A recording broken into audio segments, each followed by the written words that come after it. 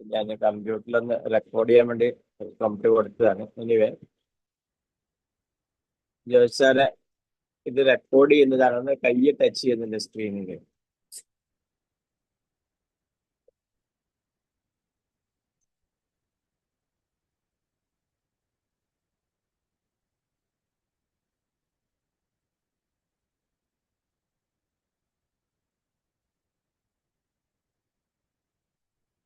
Screen കാണാലോ അല്ലേ madam? Sir കാണാം. ഓക്കെ. അപ്പൊ ഇന്ന് നമ്മൾ സംസാരിക്കുന്ന മെയിൻ ടോപ്പിക്സ് എന്ന് പറയുന്നത് benefit of calcium in human body. അതായത് നമ്മുടെ ശരീരത്തില്, മനുഷ്യ ശരീരത്തില് കാൽസ്യത്തിന്റെ എന്തൊക്കെയാണ് നമുക്ക് ബെനഫിറ്റ്സ് എന്നുള്ളത്, അതുപോലെ തന്നെ ശരീരത്തിലെ ഏതൊക്കെ സിസ്റ്റംസ് ആണ് കാൽസ്യം ഡിപ്പെൻഡന്റ് ആയിട്ട് വർക്ക് ചെയ്യുന്നത്, അതായത് കാൽസ്യത്തിന്റെ ആവശ്യം കൊണ്ട് വർക്ക് ചെയ്യുന്ന സിസ്റ്റംസ്. ശരീരത്തിൽ പല സിസ്റ്റംസ് ഉണ്ട് നമുക്കറിയാം അല്ലേ? അപ്പൊ അതൊക്കെ ഈ കാൽസ്യത്തിന്റെ ആവശ്യകത എന്താണ് ആ സിസ്റ്റം വർക്ക് ചെയ്യാനായിട്ട്. അതുപോലെ തന്നെ സോഴ്സസ് ഓഫ് കാൽസ്യം, അതായത് നമ്മൾ ഇന്ന് ദൈനംദിന ജീവിതത്തിൽ കഴിക്കുന്ന ഭക്ഷണത്തിൽ കാൽസ്യത്തിന്റെ സോഴ്സസ് എന്താണ്. അതുപോലെ തന്നെ കാൽസ്യത്തിന്റെ റെക്കമെൻഡ് ഡെയിലി ഇൻടേക്ക് എത്ര വേണം, ഒരു ദിവസം നമ്മൾ എത്ര കാൽസ്യത്തിന്റെ അതായത് ഭക്ഷണത്തിൽ കൂടെ എത്ര കാൽസ്യം നമുക്ക് ലഭിക്കേണ്ടതുണ്ട്. അതുപോലെ തന്നെ എങ്ങനെ നമുക്ക് കാൽസ്യത്തിന്റെ അബ്സോർപ്ഷൻ ശരീരത്തിൽ ഇൻക്രീസ് ചെയ്യാം. അതുപോലെ തന്നെ കാൽസ്യം കുറഞ്ഞാൽ ശരീരത്തിൽ ഉണ്ടാവുന്ന അവസ്ഥ, അതായത് ഹൈപ്പോ കാൽസ്യമീയ, കാൽസ്യം ശരീരത്തിൽ കൂടിയാൽ ഉണ്ടാവുന്ന അവസ്ഥ ഹൈപ്പർ കാൽസ്യമീയ എന്താണ്. അതുപോലെ തന്നെ ഏത് തരത്തിലുള്ള കോമ്പിനേഷനാണ് കാൽസ്യം സപ്ലിമെന്റ് ഉപയോഗിക്കുമ്പോൾ നമ്മൾ കൂടുതലും പ്രിഫർ ചെയ്യേണ്ടത്. ഇത്തരം കാര്യങ്ങളെ കുറിച്ചാണ് നമ്മൾ ഇന്ന് സംസാരിക്കാൻ പോകുന്നത്. അപ്പൊ നമുക്കറിയാം, കാൽസ്യം എന്ന് പറയുന്നത് നമ്മുടെ ശരീരത്തിൽ അത്യന്താപേക്ഷിതമായ ഒരു മിനറൽ ആണ്. നമുക്ക് എല്ലാവർക്കും അറിയാവുന്നതാണ്, എല്ലാവരും പറഞ്ഞു കേട്ടിട്ടുണ്ട്, എല്ലാവരും പറഞ്ഞുകൊണ്ടിരിക്കുന്നതാണ്.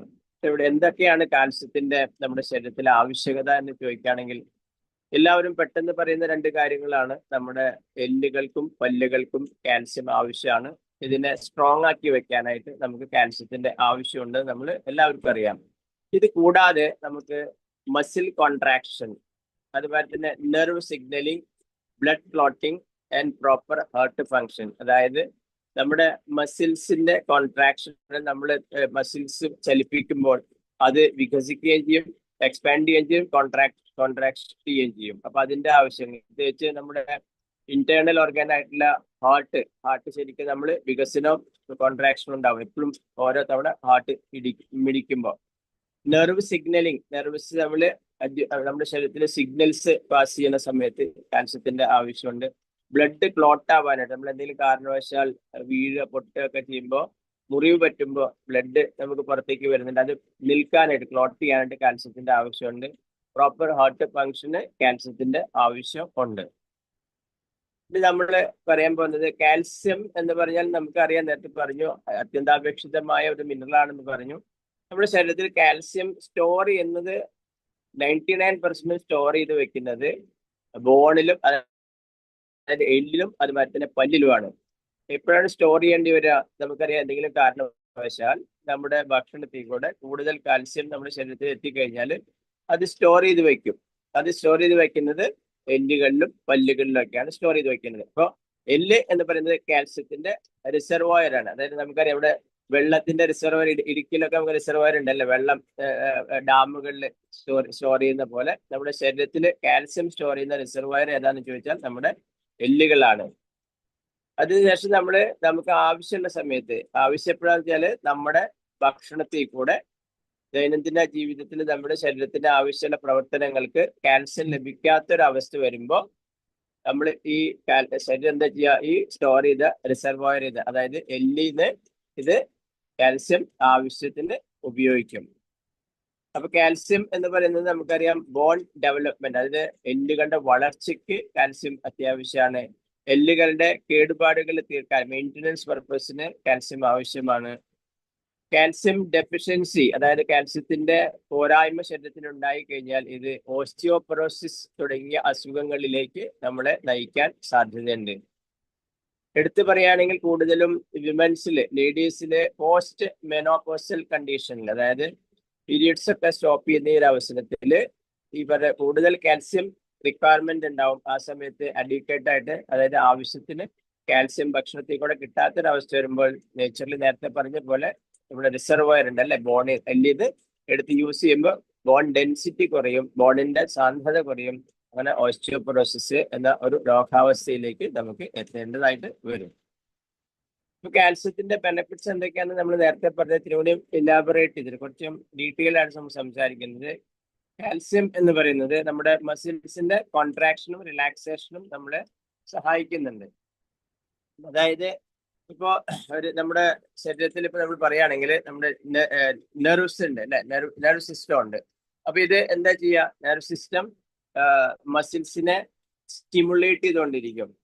അപ്പൊ സ്റ്റിമുലേറ്റ് ചെയ്യുമ്പോൾ കാൽസ്യം നമ്മുടെ മസിൽ സെല്ലിൽ നിന്ന് റിലീസ് ആവും. ഈ റിലീസ് ആയി കഴിഞ്ഞാൽ അപ്പൊ പ്രോട്ടീൻ ഉണ്ട് ശരീരത്തിൽ. ഈ പ്രോട്ടീന് മസിലിലുള്ള പ്രോട്ടീന് ഇത് മസിൽസിനെ കോൺട്രാക്ട് ചെയ്യാൻ, അതായത് ചുരുങ്ങാനും, അതേമാതിരി തന്നെ അത് കഴിഞ്ഞ് കുറച്ച് കഴിഞ്ഞാൽ ഈ മസിൽസിൽ നിന്ന് കാൽസ്യം പമ്പ് ചെയ്ത് പുറത്തേക്ക് പോകുമ്പോൾ മസിൽസ് റിലാക്സ് ചെയ്യും. അതായതാണ് നമ്മുടെ കോൺട്രാക്ഷൻ ആൻഡ് എക്സ്പാൻഷൻ വരുന്നത്. അപ്പോൾ ആ ഒരു പ്രോസസ്സിന് നമുക്ക് കാൽസ്യത്തിന്റെ ആവശ്യമുണ്ട്. അപ്പൊ ഈ പ്രോസസ്സ് ഏറ്റവും കൂടുതൽ നടക്കുന്നത് സ്കെലറ്റൽ സിസ്റ്റത്തിലും അതുപോലെ തന്നെ ഹാർട്ട് മസിലും.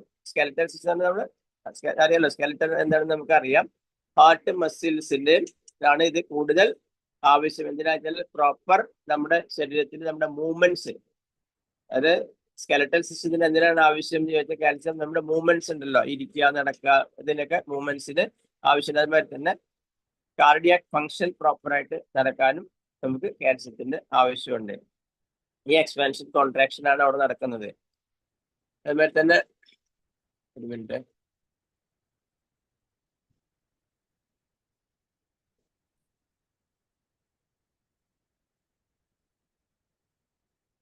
അതുപോലെ തന്നെ നമുക്ക് നെർവ് ട്രാൻസ്മിഷൻ എന്ന് പറഞ്ഞാൽ നമ്മുടെ നാഡി വ്യവസ്ഥ നമ്മുടെ ശരീരത്തിലുണ്ട് അല്ലെ. ഈ നാഡി വ്യവസ്ഥകൾ തമ്മിൽ സിഗ്നലിംഗ് ചെയ്യും, അതായത് കമ്മ്യൂണിക്കേഷൻ ചെയ്യുന്നുണ്ട് നമ്മുടെ ശരീരത്തിനുള്ളത്. നമ്മളതാണ് അറിയുന്നില്ല, പക്ഷെ ഇന്റേണലി നടക്കുന്ന ഒരു പ്രതിഭാസമാണത്. അപ്പൊ ഈ സിഗ്നലിങ്ങിന് അതായത് ഈ കാൽസ്യത്തിന്റെ ആവശ്യമുണ്ട്. അതായത് നമ്മുടെ തലച്ചോറും അതുപോലെ തന്നെ മറ്റ് ശരീരഭാഗങ്ങളും ആണ് ഈ ആശയവിനിമയം നടത്തിക്കൊണ്ടിരിക്കുന്നത്. അപ്പൊ ഇതിന് ഈ സിഗ്നലിംഗ് പ്രോപ്പറായിട്ട് നടക്കണമെങ്കിൽ, നമുക്ക് ഈ കമ്മ്യൂണിക്കേഷൻ പ്രോപ്പറായിട്ട് നടക്കണമെങ്കിൽ നമുക്ക് നമ്മുടെ ശരീരത്തിൽ അഡിക്വറ്റ് ആയിട്ട് അതിൽ ആവശ്യത്തിന് കാൽസ്യം കൊടുത്തേ തീരൂ. പിന്നെ വരുന്നത് ബ്ലഡ് ക്ലോട്ടിങ്, അതായത് നേരത്തെ പറഞ്ഞ രക്തം കട്ടപിടിക്കുന്ന പ്രക്രിയ. ഇതിന് നമുക്ക് കാൽസ്യം ഒരു പ്രധാന ഘടകമാണ്. കാൽസ്യം ഇല്ലെങ്കിൽ എന്തുണ്ടാവിച്ചാൽ മുറിവ് പറ്റുന്ന അവസ്ഥ വരുന്ന സമയത്ത് നമ്മുടെ മുറിവിൽ കൂടെ വരുന്ന ബ്ലഡ് ഇങ്ങനെ പോയിക്കൊണ്ടിരിക്കുന്നത് തടയാൻ ബുദ്ധിമുട്ടായിരിക്കും. അപ്പൊ ഒന്ന് ആലോചിച്ച് നോക്കുക അല്ലെ, നമുക്കറിയാം നമ്മള് അവിചാരിതമായിട്ട് എന്തെങ്കിലുമൊക്കെ ആക്സിഡന്റ് ഒക്കെ സംഭവിക്കുന്ന സമയത്ത്, ഏത് ടൈപ്പ് ഓഫ് ആക്സിഡന്റ് ആവാം. ഇപ്പൊ നമുക്ക് വീട്ടിൽ തന്നെ ആക്സിഡന്റ് വരാം അല്ലെ, ചിലപ്പോൾ നമ്മൾ കത്തിയെടുത്ത് മുറിക്കുമ്പോൾ ഭക്ഷണം ഇതൊക്കെ പച്ചക്കറിയൊക്കെ നുറുക്കുന്ന സമയത്ത്, അല്ലെങ്കിൽ നമ്മൾ ഏതെങ്കിലും തരത്തിലുള്ള ആക്സിഡൻസ് ഒക്കെ വരുമ്പോൾ മുറിവ് ഉണ്ടാവുന്നുണ്ട്. ഈ മുറിവിൽ നിന്ന് വരുന്ന ബ്ലഡ് ക്ലോട്ട് ആവുന്ന ഒരു പ്രതിഭാസത്തിന് നമ്മുടെ ഈ കാൽസ്യം ഒരു പ്രധാന പങ്ക് വഹിക്കുന്നുണ്ട്. ഓക്കെ, അപ്പോൾ അതുകൊണ്ട് ഇതിന് നമുക്ക് പ്രോപ്പറായിട്ട് കാൽസ്യന്റെ എക്സസീവ് ആയിട്ടുള്ള ബ്ലീഡിങ് ഒഴിവാക്കാനായിട്ട്. ഓക്കെ, പിന്നെ നമുക്ക് വരുന്നത് കാർഡിയോവസ്കുലർ ഹെൽത്ത് ആണ്. കാർഡിയോവസ്കുലർ ഹെൽത്തിൽ നമ്മുടെ ഹൃദയപേശികളുടെ സങ്കോചം നിയന്ത്രിക്കാനായിട്ട് നമുക്ക്, അതുപോലെ തന്നെ ഹൃദയത്തിന്റെ പ്രവർത്തനത്തിനെ കറക്റ്റ് ചെയ്യാനായിട്ട് നമുക്ക് ഈ കാൽസ്യത്തിന്റെ ആവശ്യമുണ്ട്. രക്തക്കുഴലുകൾക്ക് ചുറ്റുമുള്ള ഈ പേശികളുണ്ട്, ഇതിനെ വിശ്രമിക്കാൻ സഹായിക്കണമെങ്കിൽ നമുക്ക് അഡീക്വേറ്റ് ആയിട്ട് കാൽസ്യം നമുക്ക് കിട്ടണം. അതുപോലെ തന്നെ ബ്ലഡ് പ്രഷർ കുറയ്ക്കാനായിട്ട്, അതുപോലെ ഓവറോൾ ആയിട്ട് കാർഡിയോവാസ്കുലർ സിസ്റ്റത്തിനൊക്കെ കാൽസ്യത്തിന്റെ ആവശ്യകത ശരീരത്തിൽ ഉണ്ട്. ഡൈജഷൻ നമുക്ക് എന്താ ആവശ്യം? ഡൈജഷന് നമുക്ക് കാൽസ്യം ശരിക്കും നമ്മുടെ ശരീരത്തിൽ നമ്മൾ ഭക്ഷണത്തിൽ കൂടെ നമ്മൾ കാൽസ്യം ചെല്ലുമ്പോൾ അല്ലെങ്കിൽ സപ്ലിമെന്റ് ആയിട്ട് എടുക്കുമ്പോൾ കാൽസ്യം അബ്സോർബ് ചെയ്യുന്നത് സ്മോൾ ഇൻഡസ്ട്രി എന്നാണ്, അതായത് ചെറുകുടലിലാണ് കാൽസ്യം അബ്സോർപ്ഷൻ നടക്കുന്നത്. അപ്പൊ ഈ അബ്സോർപ്ഷൻ സമയത്ത് സ്റ്റൊമക് ആസിഡ്സ് വേണം ശരീരത്തിൽ. സ്റ്റൊമക് ആസിഡ്സ് ഈ കാൽസ്യം അയണായിട്ട് വിഘടിപ്പിച്ചിട്ടാണ് ഇത് നമ്മുടെ ശരീരത്തിൽ വളരെ സിമ്പിൾ ആയിട്ട് അബ്സോർപ്ഷൻ നടക്കുന്നത്. ഈ ഒരു പ്രോസസ്സ് നടക്കാനായിട്ട് നമുക്ക് വിറ്റാമിൻ ഡിയുടെ ആവശ്യമുണ്ട്. അപ്പൊ ഇതിനാണ് നമ്മൾ കാൽസ്യം സപ്ലിമെന്റ്സിലൊക്കെ വിറ്റാമിൻ ഡി ആഡ് ചെയ്യുന്നത്. നമ്മൾ കേട്ടിട്ടുണ്ടാവും ശരീരത്തിൽ വിറ്റാമിൻ ഡി ഉണ്ടെങ്കിൽ മാത്രമാണ് പ്രോപ്പറായിട്ട് കാൽസ്യത്തിന്റെ അബ്സോർപ്ഷൻ ഉണ്ടാവുള്ളൂ. അതായത് അബ്സോർപ്ഷൻ എൻഹാൻസർ ആയിട്ട് നമുക്ക് വിറ്റാമിൻ ഡി ഇതിന് ആവശ്യമുണ്ട്. അപ്പൊ ഡൈജഷൻ പ്രോസസ്സിൽ നമുക്ക് ഈ പറഞ്ഞ കാൽസ്യത്തിന്റെ പ്രസൻസ് ആവശ്യമുണ്ട്. അതായത് അടുത്ത ഒരു സംഭവം വരുന്നത് വെച്ചാൽ മസിൽ കോൺട്രാക്ഷൻ. നേരത്തെ പറഞ്ഞത് തന്നെയാണ് ഇതിനുടെയും. അതായത് നമ്മുടെ ഇത് ഇൻഡസ്ട്രിയൽ സിസ്റ്റത്തിൽ വരുന്നതാണ്. അതായത് നമ്മുടെ ദഹന വ്യവസ്ഥയിലും മസിൽസ് കോൺട്രാക്ഷൻ ഉണ്ട്. ദഹന വ്യവസ്ഥയിൽ നമുക്ക് മസിൽ കോൺട്രാക്ഷൻ ഉണ്ട്. അതായത് ദഹനനാളത്തിന്റെ പേശികളുടെ സങ്കോചം, ഇതിന് കാൽസ്യം അത്യാവശ്യമാണ്. ഇത് ഇല്ലെങ്കിലത്തെ അവസ്ഥ എന്താ വെച്ചാൽ നമുക്ക് മലബന്ധം പോലുള്ള പ്രശ്നങ്ങൾ ഉണ്ടാകാനുള്ള സാധ്യതയുണ്ട്. അതായത് നമ്മുടെ ഇൻഡസ്ട്രിയൽ അല്ലെങ്കിൽ ശരീരത്തിന്റെ ഇൻഡസ്ട്രിയൽ സിസ്റ്റത്തിലുള്ള സ്റ്റൊമക്കിലുള്ള ഈ പേശികളുടെ സങ്കോചം കറക്റ്റായിട്ട് നടന്നില്ലെങ്കിൽ പ്രോപ്പറായിട്ട് ബൗൾ മൂവ്മെന്റ് നടക്കില്ല. മലബന്ധം പോലുള്ള പ്രശ്നങ്ങൾ ഉണ്ടാവാനുള്ള സാധ്യതയുണ്ട്. അതുമാതിരി തന്നെ ഭക്ഷണത്തെ വിഘടിപ്പിക്കുന്ന ചില ദഹന എൻസൈമുകൾ ഉണ്ട്. അതായത് ഭക്ഷണം നമ്മൾ കഴിച്ചു കഴിഞ്ഞാൽ അത് പ്രോപ്പറായിട്ട് ഡൈജഷൻ ആവാനായിട്ട് ചില ഡൈജസ്റ്റീവ് എൻസൈംസുകൾ പ്രൊഡ്യൂസ് ചെയ്യേണ്ട ആവശ്യമുണ്ട്. അപ്പോഴാണ് നമ്മുടെ ഈ ഭക്ഷണം ശരിക്ക് ദഹിക്കുള്ളൂ. അപ്പൊ ഇങ്ങനെയുള്ള എൻസൈംസിനെ ശരീരം ഉണ്ടാക്കാനായിട്ട് കാൽസ്യത്തിന്റെ ആവശ്യം ഉണ്ട് എന്നാണ് പറയുന്നത്. ഓക്കെ, അടുത്തത് എന്താണ്? Enzymes activation. certain digestive enzyme require calcium to become active. ചില ഡൈജസ്റ്റീവ് എൻസൈംസ് ആക്റ്റീവ് ആവണമെങ്കിൽ നമുക്ക് ഈ എന്താ പറയാ കാൽസ്യത്തിന്റെ പ്രസൻസ് ആവശ്യമുണ്ട്. ഓക്കെ, അതല്ലെങ്കിൽ എന്തുണ്ടാവുക വെച്ചാൽ ദഹനക്കേടുമായി ഉള്ള പ്രശ്നങ്ങൾ വരാനുള്ള സാധ്യതയുണ്ട്. അതായത് ഈ എൻസൈം പ്രോപ്പറായിട്ട് വർക്ക് ചെയ്തില്ലെങ്കിൽ, സഫിഷ്യന്റ് കാൽസ്യം ഇല്ലെങ്കിൽ, അതായത് ചില സമയത്ത് നമുക്ക് ഡൈജഷനെ ഡിസ്റ്റർബ് ചെയ്യാനുള്ള സാധ്യത ഉണ്ട്. ഇതുപോലെ തന്നെ സ്റ്റൊമക് ആസിഡ് റെഗുലേഷൻ. അതായത് സ്റ്റൊമക് ആസിഡിന്റെ കുറയാ, ഇപ്പൊ നമുക്കറിയാം ആസിഡിറ്റി ഒക്കെ കൂടല്ലേ. സ്റ്റൊമക് ആസിഡ് കൂടിക്കഴിഞ്ഞാൽ അതിനെ റെഗുലേറ്റ് ചെയ്യാനായിട്ട് നമുക്ക് ഈ പറഞ്ഞ കാൽസ്യത്തിന്റെ ആവശ്യമുണ്ട്. ഓക്കെ, സ്മൂത്ത് ആയിട്ടുള്ള ഡൈജഷൻ. അതുപോലെ തന്നെ സ്റ്റൊമക്കിന്റെ ലൈനിങ് ഉണ്ട്. നമുക്കറിയാം സ്റ്റൊമക്കിന്റെ ഉള്ളിൽ ലൈനിങ് ഉണ്ട്. അപ്പൊ നമുക്കറിയാം ഈ പാത്തോജൻസ് ശരീരത്തെ അറ്റാക്ക് ചെയ്യുന്ന രണ്ട് വഴികളാണ്. ഒന്ന് നമ്മുടെ റെസ്പിറേറ്ററി സിസ്റ്റം, അതായത് ശ്വാസകോശം. അടുത്തതാണ് നമ്മുടെ സ്റ്റൊമക്ക്.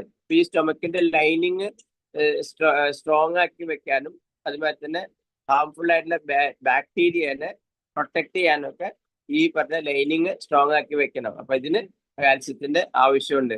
ഈ പറയുന്ന കാര്യങ്ങളിൽ ഇപ്പൊ ഈ ലൈനിങ് സ്ട്രോങ് ആക്കി വെക്കാൻ കാൽസ്യം ഒരു ആവശ്യമാണെന്ന് മാത്രമേ ഉള്ളൂ. കാൽസ്യം മാത്രമല്ല, വേറെ പല കാര്യങ്ങളും കൂടി അതിനാവശ്യമുണ്ട്. ഇപ്പൊ ഇന്ന് നമ്മൾ സംസാരിക്കുന്ന വിഷയം കാൽസ്യത്തിന്റെ ടോപ്പിക് ആയതുകൊണ്ട് ആ കാൽസ്യത്തിന്റെ ആവശ്യകതയെ കുറിച്ച് നമ്മൾ സംസാരിക്കുന്നത്. അപ്പൊ ഹാർംഫുൾ ആയിട്ടുള്ള ബാക്ടീരിയ പ്രൊട്ടക്ട് ചെയ്യാനായിട്ട് സ്റ്റൊമക് ലൈനിങ്ങിൽ വെച്ച് പ്രൊട്ടക്ട് ചെയ്ത് തടുത്ത് നിർത്താനായിട്ട് കാൽസ്യത്തിന്റെ ആവശ്യമുണ്ട്. പിന്നെ മറ്റ് റോൾസ് എന്താ വെച്ചാൽ കാൽസ്യം ചില ഹോർമോൺ റിലീസ് ചെയ്യാനായിട്ട്, ശരീരത്തിൽ ചില ഹോർമോൺ റിലീസ് ചെയ്യാനായിട്ട് സപ്പോർട്ട് ചെയ്യുന്നുണ്ട്.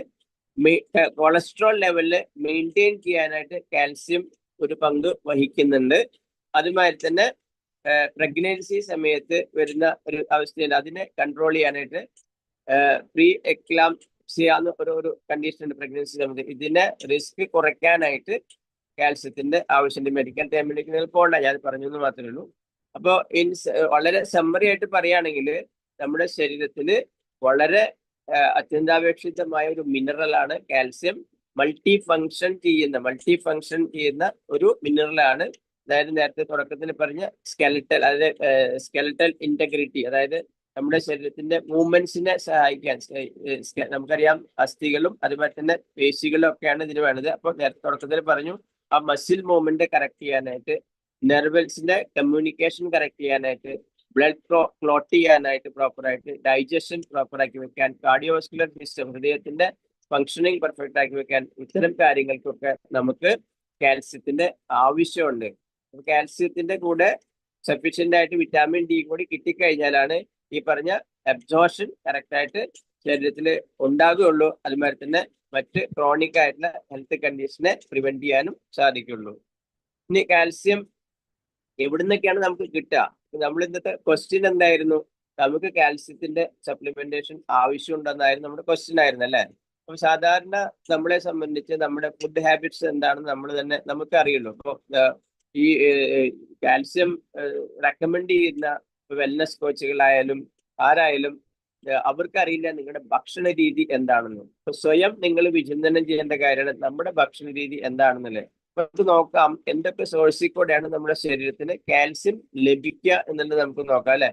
മെയിൻ ആയിട്ട് വരുന്നത് ഡയറി പ്രൊഡക്ട്സ് ആണ്. ഡയറി പ്രൊഡക്റ്റിൽ കാൽസ്യം ഉണ്ട്. ലീഫി വെജിറ്റബിൾസിൽ നമുക്ക് കാൽസ്യം കിട്ടുന്നുണ്ട്. അതുപോലെ തന്നെ സീഡ്സ്, വിത്തുകള്, അതുപോലെ തന്നെ നട്ട്സ്, അതുപോലെ തന്നെ ഫോർട്ടിഫൈഡ് ആയിട്ടുള്ള ചില ഫുഡുകളിൽ കാൽസ്യം ആഡ് ചെയ്തിട്ട് ഇത് പല മാനുഫാക്ചറേഴ്സും മാർക്കറ്റിൽ ഇറക്കുന്നുണ്ട്.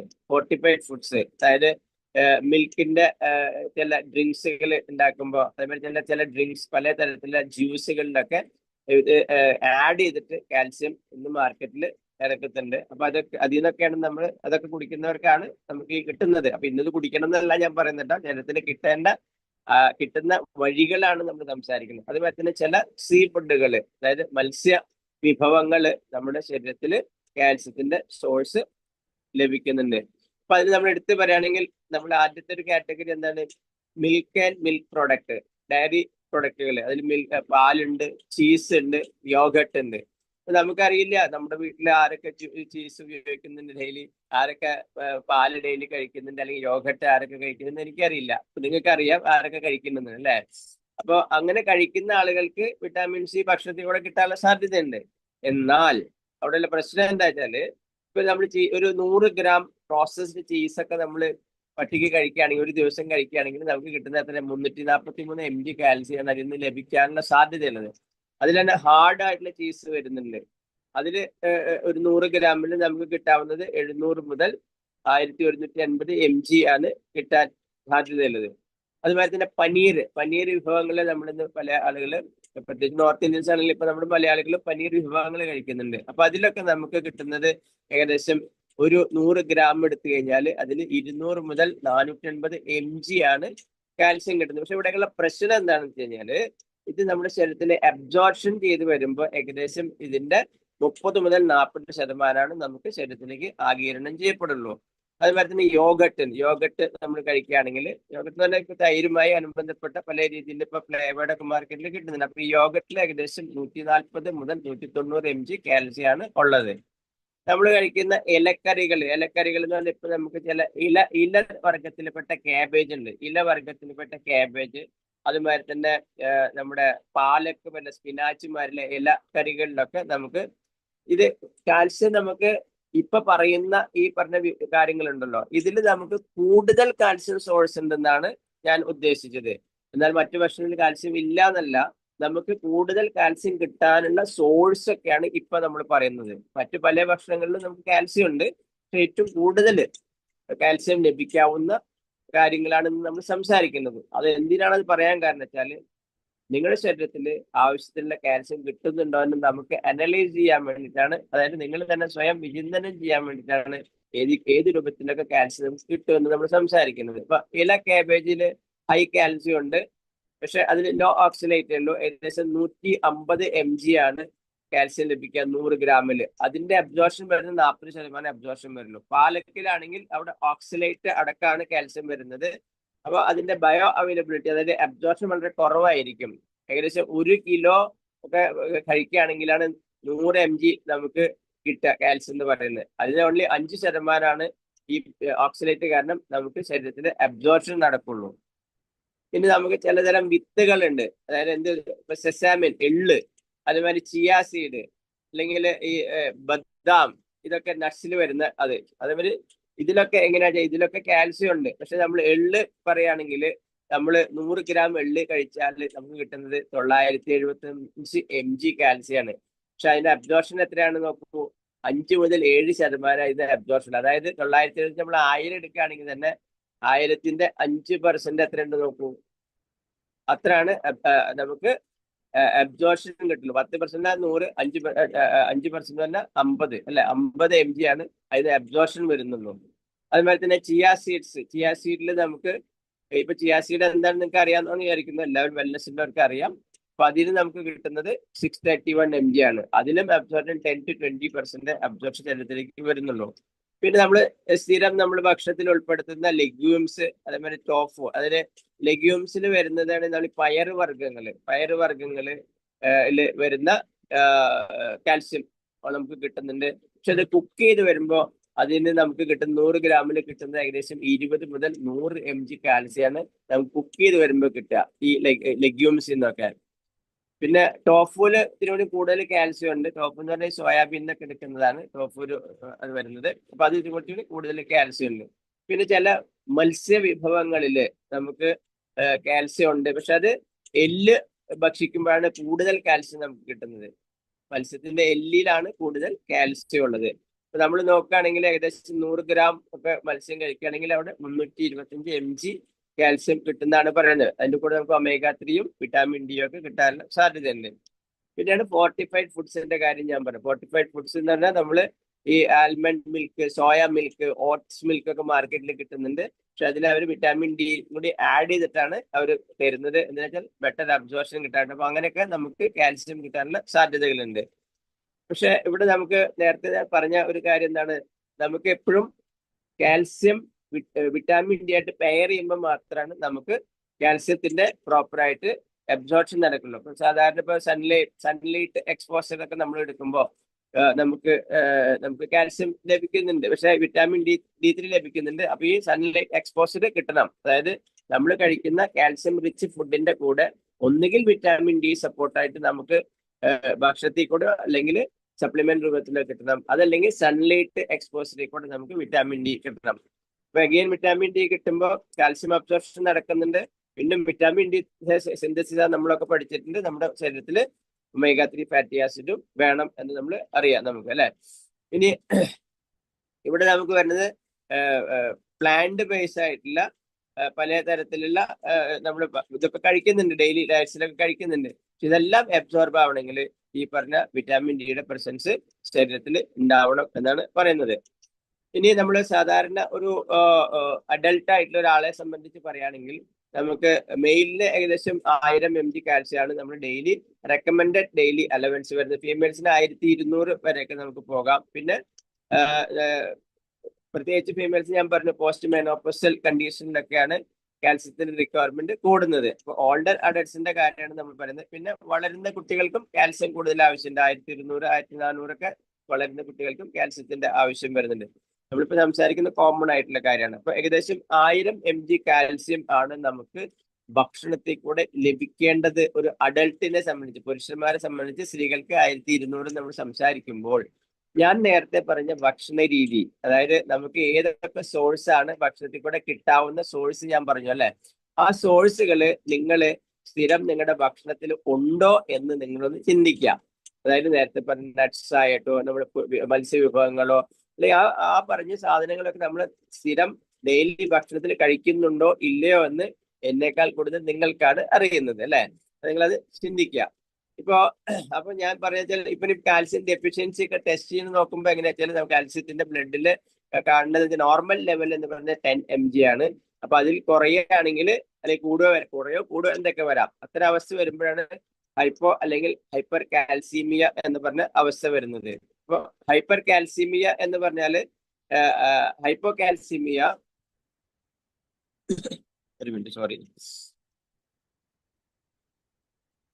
ഹൈപ്പർ കാൽസീമിയ എന്ന് പറയുന്ന കണ്ടീഷൻ എന്താണ്?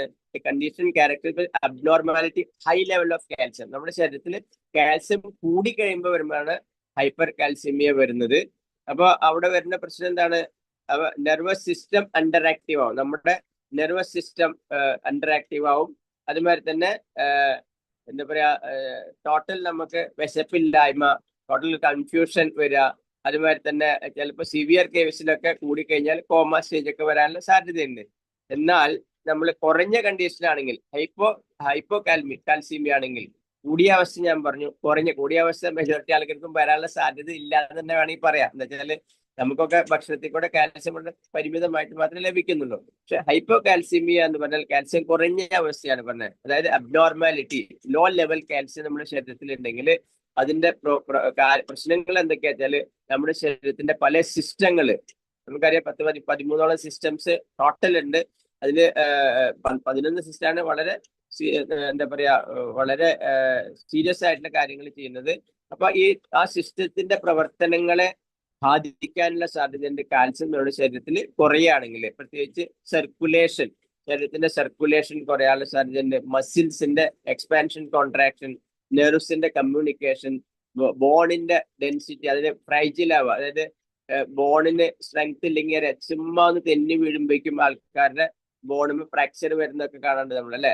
ബോൺ ഡെൻസിറ്റിയിലെ കാൽസ്യം അവരുടെ ശരീരത്തിൽ പ്രോപ്പറായിട്ട് കഴിക്കാത്തതിന്റെ അവസ്ഥയാണ്. ഇതൊരു ദിവസം കൊണ്ട് വരുന്ന കാര്യമല്ല കേട്ടോ. നമ്മള് നെഗ്ലിജൻസ്, അതായത് നമ്മുടെയൊക്കെ പ്രശ്നം എന്താ വെച്ചാല് എന്തെങ്കിലും ഒരു രോഗാവസ്ഥ വരുമ്പോഴാണ് നമ്മുടെ മനസ്സിൽ എന്താ പറയാ സ്പാർക്ക് ഉള്ളൂ, അതായത് ബോധം വരുള്ളൂ എന്ന് പറയില്ലേ. അപ്പൊ അതുവരെ പലരും ചിലപ്പോൾ നമ്മളോട് പറയുന്നത് കാൽസ്യം നമുക്ക് അത്യാവശ്യമാണെന്നൊക്കെ പറയുമ്പോൾ നമ്മൾ അത് ചിലപ്പോൾ ചെവി കൊള്ളാൻ നിൽക്കില്ല.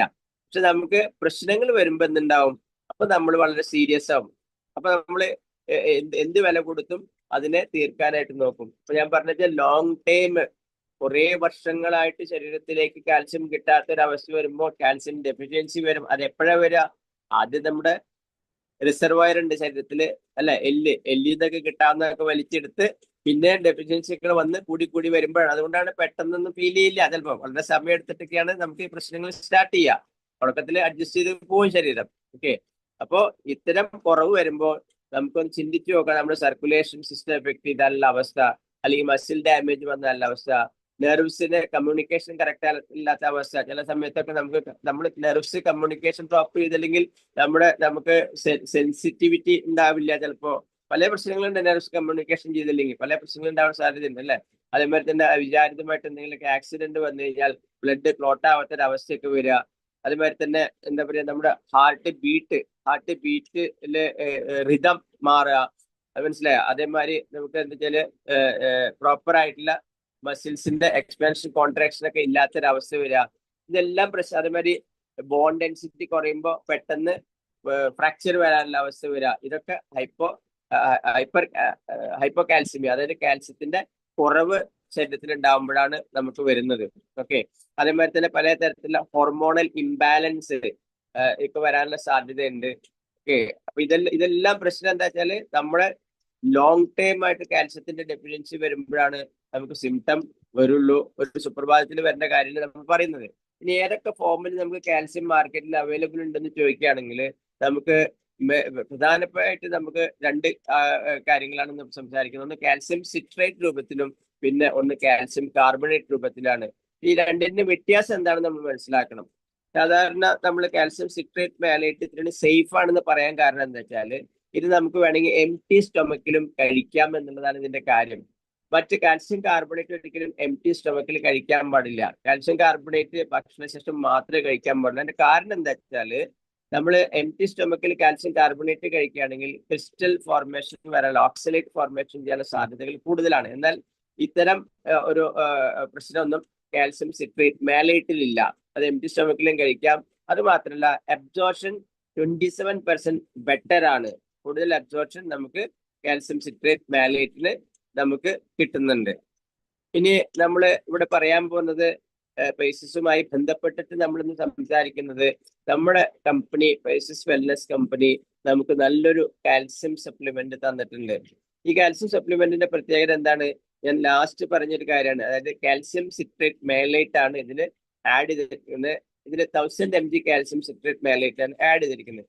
അപ്പൊ ഇതില് നമുക്ക് നമുക്ക് ശരിക്കും വരുന്നത് ഇതില് ഈക്വൽ ടു എലിമെന്റൽ കാൽസ്യം എന്ന് പറയുന്നത് 400 mg എലിമെന്റൽ കാൽസ്യത്തിന് ഈക്വൽ ആണ് ഈ 1000 mg കാൽസ്യം സിട്രേറ്റ് മാലേറ്റ്. അപ്പൊ ഇതിന്റെ കൂടെ നമ്മൾ മെഗ്നീഷ്യം ഓക്സൈഡ് 66 mg ഇതിൽ ആഡ് ചെയ്തിട്ടുണ്ട്. അതായത് ഈക്വൽ ടു മെഗ്നീഷ്യത്തിന്റെ പ്രസൻസ് കിട്ടാനായിട്ട് മെഗ്നീഷ്യം ഓക്സൈഡ് ആഡ് ചെയ്തിട്ടുണ്ട് 66 mg. Zinc sulphate equivalent to zinc 10 mg zinc.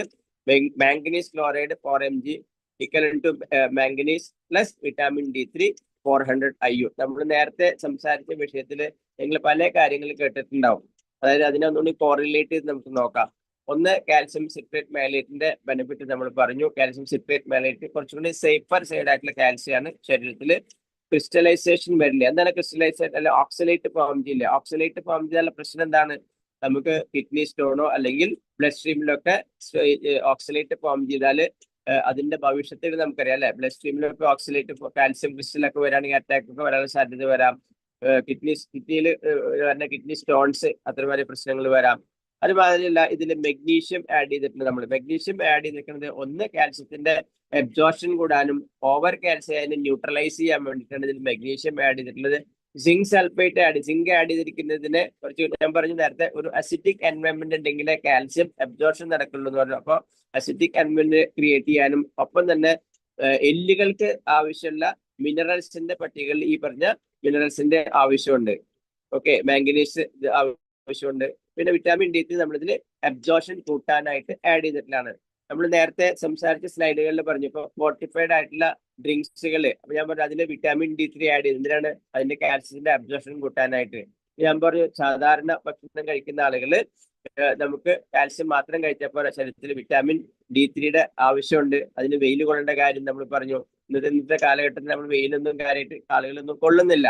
അപ്പൊ നമ്മൾ കഴിക്കുന്ന കാൽസ്യത്തിന്റെ കൂടെ തന്നെ നമുക്ക് തരുന്നതിന്റെ ഗുണം ഇതെന്തുകൊണ്ടാ വെച്ചാൽ നമുക്ക് കമ്പനിക്ക് അറിയാം, അല്ലെങ്കിൽ ഇതിന്റെ ഒരു ടെക്നോളജിയിൽ ഇതാണ്, നമ്മളെപ്പോലുള്ള ആളുകൾക്ക് കാൽസ്യത്തിന്റെ കൂടെ തന്നെ വിറ്റാമിൻ D3 ഡെഫിഷ്യൻസി ഉണ്ടാവാനുള്ള സാധ്യത ഉണ്ടെന്ന് മുൻകൂട്ടി കണ്ടുകൊണ്ട് നമ്മൾ ഇതേ ഒരു കോമ്പിനേഷനിൽ നമ്മളിത് എല്ലാം കൂടി ആഡ് ചെയ്തിട്ട് സിംഗിൾ പ്രോഡക്റ്റ് ആയിട്ട് നമ്മൾ സെർവ് ചെയ്യാണ് ചെയ്യുന്നത്. അപ്പൊ ഈ പ്രോഡക്റ്റ് ആർക്കൊക്കെ വേണമെന്ന് ചോദിച്ചു കഴിഞ്ഞാൽ, ആർക്കൊക്കെ വേണമെന്ന് നിങ്ങളാണ് ചിന്തിക്കുന്നത്. അപ്പൊ നിങ്ങളോട് ഒരു ക്വസ്റ്റ്യൻ അതാണ് ചോദിച്ചത്. നിങ്ങൾക്ക് നിങ്ങളുടെ ശരീരത്തിന്റെ കാൽസ്യത്തിന്റെ റിക്വയർമെന്റ് ഫുൾഫിൽ ചെയ്യാൻ പറ്റുന്നില്ലെങ്കിൽ, അല്ലെ നമ്മുടെ ഡെയിലി ദൈനംദിന ജീവിതത്തിൽ നമ്മൾ കഴിക്കുന്ന ഭക്ഷണത്തിന് നമുക്ക് കോമ്പൻസേറ്റ് ചെയ്യാൻ പറ്റുന്നുണ്ടോ ഇല്ലയോ എന്നുള്ളത് നിങ്ങളോട് ചോദിക്കുക. ബിക്കോസ് നിങ്ങൾക്ക് മാത്രമാണ് നിങ്ങളുടെ ഡയറ്റ് അറിയുള്ളൂ. അപ്പോൾ അവിടെ ചോദ്യം എന്താണ്, 1000 mg കാൽസ്യം ഒരു ദിവസം നിങ്ങളുടെ ഭക്ഷണത്തിൽ കിട്ടുന്നുണ്ടോ? ഇതാണ് ക്വസ്റ്റ്യൻ. ഇത് കിട്ടുന്നില്ലെങ്കിൽ എന്ത് വേണം, കിട്ടുന്നില്ലെങ്കിൽ എന്താ വേണ്ടത് നിങ്ങൾ തന്നെ ചിന്തിക്കേണ്ടത്. അപ്പോൾ കോണ്ടാക്ട് അവർ wellness coach for the person who invited your for today's session. ഇന്നത്തെ സെഷന് ആരാണോ നിങ്ങളെ വിളിച്ചിട്ട് ആ വെൽനസ് കോച്ചുമായി ബന്ധപ്പെടുക, അല്ലെങ്കിൽ അവരുമായി ബന്ധപ്പെട്ടാൽ ഈ കാൽസ്യത്തെ കുറിച്ച് നമ്മൾ കൂടുതൽ നിങ്ങൾക്ക് അറിയാം. If you don't want to suffer from, ഇതാണ് കാൽസ്യം ഡെഫിഷ്യൻസി. കാൽസ്യം ഡെഫിഷ്യൻസിയുമായി ബന്ധപ്പെട്ട് വരുന്ന കുറച്ച് കാര്യങ്ങൾ ഞാനിപ്പോൾ സ്ക്രീനിൽ ഇട്ടിട്ടുണ്ട്. എന്താണ്, muscle cramps, numbness and tingling, കൈവിരലിലൊക്കെ തരിപ്പ് വരിക, അല്ലെങ്കിൽ അങ്ങനെയുള്ള കാര്യങ്ങള്, ഫാറ്റിഗ് ആൻഡ് വീക്ക്നെസ്, ക്ഷീണം അല്ലെങ്കിൽ വീക്ക്നെസ് വരാ, അല്ലെങ്കിൽ പല്ലുകള് വീക്കായിട്ടുള്ള പല്ലുകള്, അതായത് പല്ലുമ്മ കേടുവരിക, എല്ലുമ്മ വരുന്ന വേദനകള്, അതുമാതിരി തന്നെ ഓസ്റ്റിയോപൊറോസിസ്, അതുമാതിരി തന്നെ നഖത്തിന് വരുന്ന പ്രശ്നം, ബ്രിട്ടിൽ നെയിൽസ്, നഖത്തിന് വരുന്ന പ്രശ്നങ്ങള്, അതുമാതിരി തന്നെ ചിൽഡ്രൻസിലാണെങ്കിൽ പുവർ ഗ്രോത്ത്, അതുമാതിരി ഇറഗുലർ ആയിട്ടുള്ള ഹാർട്ട് ബീറ്റ്, അതുമാതിരി തന്നെ നമ്മുടെ താടിയിൽ വരുന്ന ബോണിന്റെ ഡിസ്കംഫർട്ട്, ഇത്തരം കാര്യങ്ങളൊക്കെ കാൽസ്യം ഡെഫിഷ്യൻസി കൊണ്ട് വന്നേക്കാന്ന് ഞാൻ പറഞ്ഞിട്ട്, വരുമെന്നല്ല പറയുന്നത്, വന്നേക്കാം. ഇവിടെയുള്ള കാര്യങ്ങൾ നമ്മൾ ചിന്തിക്കേണ്ട കാര്യത്തിലേ ഉള്ളൂ. നമ്മൾക്ക് ഈ ഒരു പ്രോഗ്രാം എന്ന് വെക്കേണ്ട കാര്യം എന്താ വെച്ചാല്, നമ്മൾ പല ആളുകളും എനിക്ക് ജോയിന്റിലെ പ്രശ്നമില്ലല്ലോ, ഞാൻ കാൽസ്യം എടുക്കേണ്ട ആവശ്യം ഉണ്ടോ, എന്റെ പല്ലിന് പ്രശ്നമില്ല, എല്ലിന് പ്രശ്നമില്ല, ഞാൻ കാൽസ്യം എടുക്കേണ്ട ആവശ്യമുണ്ടോ? പക്ഷെ ഇതൊന്നും നമുക്ക് മുൻകൂട്ടി പ്രവചിക്കാൻ പറ്റില്ല, അല്ലെ. അതായത് എപ്പോഴാണ് നമ്മുടെ ശരീരത്തിന്റെ ഉള്ളിലെ പ്രതിഭാസം എന്താണെന്ന് നമുക്ക് ഒരിക്കലും നമ്മുടെ കണ്ണുകൊണ്ട് കാണാൻ പറ്റില്ല. നമുക്ക് എപ്പോഴും നമുക്കൊരു സിംറ്റം ആണ്, അല്ലെങ്കിൽ ഒരു എന്താ പറയാ, നമുക്കൊരു സൂചന കിട്ടുമ്പോൾ മാത്രമാണ് നമ്മൾ അതിനെക്കുറിച്ച് വ്യാകുലപ്പെടാറുള്ളൂ. ഇവിടെ ഞാൻ പറയുന്നത് ഇത്രയേ ഉള്ളൂ, നമ്മൾ prevention is better than cure, അല്ലെ. നമുക്കറിയാം, ഇന്ന് സൂക്ഷിച്ചാൽ നാളെ ദുഃഖിക്കേണ്ട. അതായത് ഇന്നത്തെ നമ്മുടെ ശരീരത്തിന്റെ ആരോഗ്യത്തിന് നിങ്ങൾ പ്രിഫറൻസ് കൊടുക്കുന്ന ഒരു വ്യക്തിയാണെങ്കിൽ, എനിക്ക് പറയാനുള്ളത്, കാൽസ്യത്തിന്റെ കുറെ കാര്യങ്ങൾ നമ്മൾ സംസാരിച്ചു കുറച്ച് സമയത്തിനുള്ളിൽ. അപ്പൊ ഇതെല്ലാം നമ്മുടെ ശരീരത്തിൽ നടക്കുന്ന പ്രവർത്തനത്തിന് ആവശ്യമാണെന്ന് നമ്മൾ പറഞ്ഞു. നിങ്ങൾ ചിന്തിക്കുക, നിങ്ങൾക്ക് ആവശ്യമുണ്ടോ, അതോ ഒരു ആക്സിഡന്റ് വരാനോ, അല്ലെങ്കിൽ എന്താ പറയാ, ഒരു എല്ലിന് ഒരു പ്രോബ്ലം വരാനോ, അല്ലെങ്കിൽ എന്തെങ്കിലുമൊക്കെ വരാനായിട്ട് നിങ്ങൾ വെയിറ്റ് ചെയ്യണോ എന്നുള്ളത് നിങ്ങൾ ചിന്തിക്കുക. ഈ ക്വസ്റ്റ്യൻ നിങ്ങൾക്ക് വിട്ടു തന്നുകൊണ്ട് ഇന്നത്തെ പ്രോഗ്രാം ഞാൻ വൈൻഡപ്പ് ചെയ്യാണ്. Over to Mercy madam. Screen മാറ്റിക്കോളൂ. ഈ ക്ലാസ്സിൽ ആർക്കെങ്കിലും സംശയങ്ങൾ ഉണ്ടെങ്കിൽ ചോദിക്കാമല്ലോ. വിശദമായിട്ടാണ് സാറ് ക്ലാസ് എടുത്തതെന്നുള്ളത്. അതാ